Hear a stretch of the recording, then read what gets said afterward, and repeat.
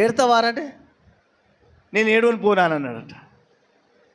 అరే ఏడువురా, నీకు బట్టలు కొనిచ్చినా, నీకు చెప్పులు కొనిచ్చినా, నీకు ఇల్లు కట్టించినే, నీకు కారు కొనిచ్చినే, నీకు పెళ్లి చేసినే, నేను పెద్దోని చేసినే, నీకు అన్ని సహకరించినే, నేను చచ్చిపోతే ఏడవవారంటే ఏడవన్నానా? తెలివి కల కొడుకు కదా, ఏమన్నాడు తెలుసా?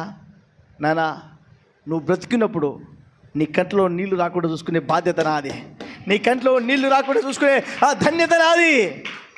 చచ్చిపోయాక గుండు కొట్టించుకుంటే లాభం ఏంది? చచ్చిపోయాక 10 మేకలకు వస్తే లాభం ఏంది? చచ్చిపోయాక 10 మందిని పిలిచి ఓ చూడండి సుతారం అని అన్నీ ఇక్కడికక్కడికి బంతులు పెట్టి భోజనాలు పెడితే లాభం ఏంది? చచ్చిపోయిన తర్వాత ఆయన యొక్క కళ్ళద్దాలను, ఆయన చెప్పులను, ఆయన బట్టలను వేసుకుంటే ఏం లాభము?